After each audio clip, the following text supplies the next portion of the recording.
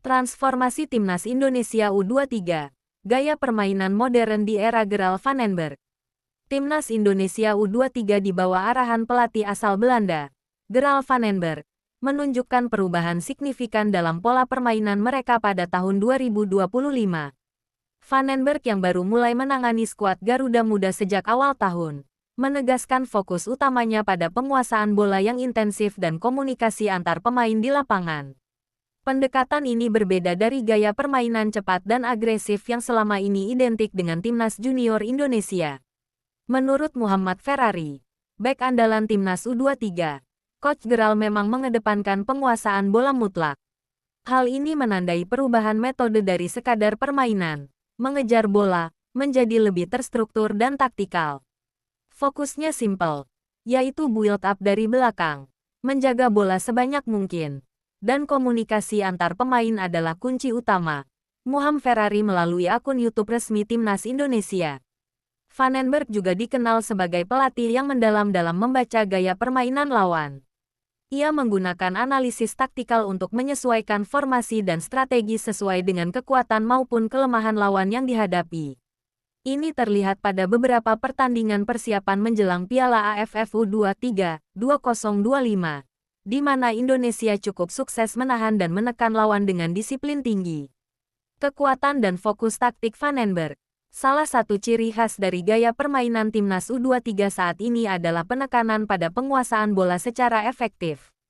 Tim dididik agar melakukan build up yang sabar mulai dari lini belakang, mengurangi kesalahan umpan, dan membangun serangan dengan pola yang rapi.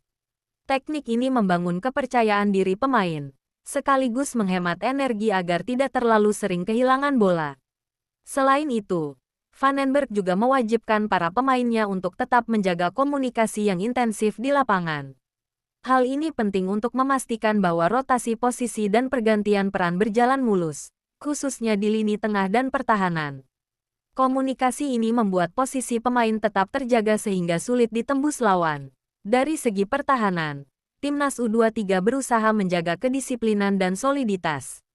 Line pertahanan yang kokoh dibangun oleh para pemain yang juga berpengalaman di liga domestik, seperti Muhammad Ferrari yang dipercaya mengisi posisi bek tengah sekaligus kapten tim. Permainan bertahan ini juga dikombinasikan dengan serangan balik cepat, memanfaatkan kecepatan pemain sayap dan striker. Meskipun sudah mengalami kemajuan dalam gaya bermain, Timnas Indonesia U23 masih menghadapi tantangan berat, terutama dalam menghadapi tim-tim dengan fisik kuat dan disiplin tinggi seperti Vietnam U23. Tim lawan memiliki tradisi permainan keras dan disiplin yang menyebabkan Van den Bergh harus mempersiapkan strategi mengatasi tekanan fisik sekaligus menjaga fair play dalam pertandingan final Piala AFF U23 2025. Erick Thohir selaku Ketua Umum PSSI menegaskan bahwa pemain harus bermain keras tapi fair, mencerminkan filosofi Van den Bergh yang ingin timnya mengedepankan kekuatan mental dan teknik, bukan hanya agresivitas fisik semata.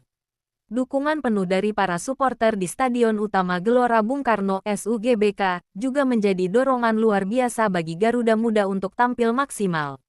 Suasana stadion yang penuh semangat diyakini bisa menjadi faktor pembeda di laga-laga krusial. Manajer Timnas U23, Ahmed Zaki Iskandar, menambah bahwa target utama saat ini adalah juara Piala AFF U23 dan persiapan selanjutnya untuk kualifikasi Piala Asia U23 2026, yang menjadi tolok ukur kemajuan jangka panjang tim di bawah kepemimpinan Van den Bergh. Dengan penerapan pola bermain yang mengedepankan penguasaan bola, kedisiplinan, komunikasi tanpa henti, serta adaptasi taktik lawan yang matang, Timnas Indonesia U23 di bawah Gerald van den Bergh menunjukkan potensi besar untuk membawa sepak bola muda Indonesia ke level kompetitif Asia Tenggara bahkan Asia.